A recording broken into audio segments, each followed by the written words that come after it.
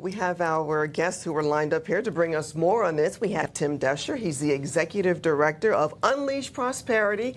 And we have Peter Earle, an economist for the American Institute for Economic Research. Good morning, gentlemen, and happy Monday. Good morning. Good morning. Good morning. So, Tim, what's your take on too late Jerome Powell's commentary? Because the market already factored in at least a quarter rate interest rate cut. I think it was an incredible speech. He did everything he could to rip every single policy that President Trump is doing, while at the same time capitulating and basically saying, but we're going to give you what you want anyway. But I just had to get those final digs in there, just like you do when I talk about the Pistons. You got to get your digs in.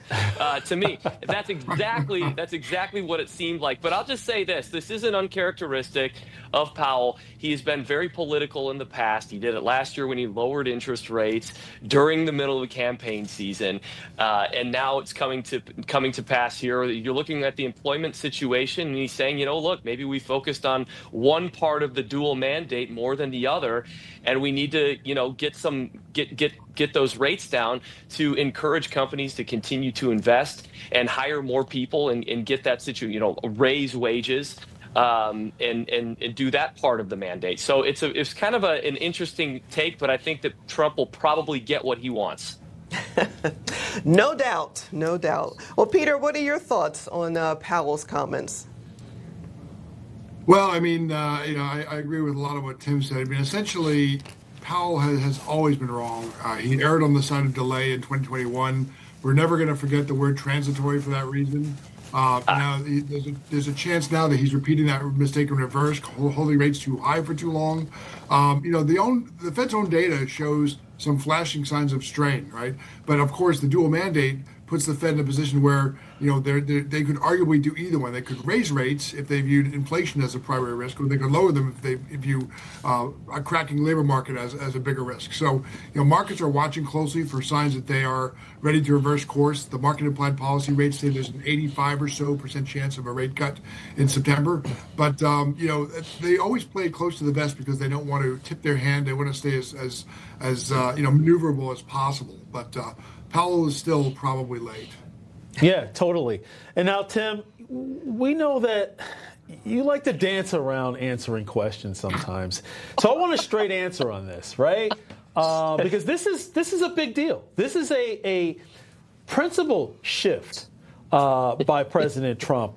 He actually is getting the U.S. more involved in the tech sector. Trump taking to Truth Social on Friday, saying in part, "It is my great honor to report that the United States of America now fully owns and controls 10% of Intel, a great American company that has even more incredible future." Now, Tim, again, I don't want you to dance because this sounds like socialism.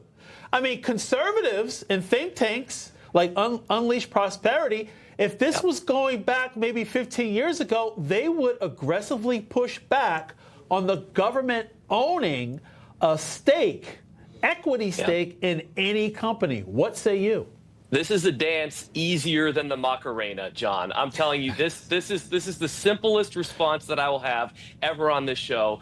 This is corporate cronyism. This is the seeds of everything that went wrong in socialist Yugoslavia, in Albania, in the Soviet Union, and all over, everywhere it's been tried. This has failed. It's incredible change in posture from the Trump administration, and I'm really upset that they're pursuing this pathway, because what is this precedent that we're setting for another administration that comes in? Maybe Alexandria Ocasio-Cortez administration or a Bernie Sanders administration. By the way, Bernie Sanders loves this. Bernie Sanders loves this idea. So that should tell you everything that you need to know about it. And I would encourage the Trump administration to think twice before we take a 10% stake in a private company.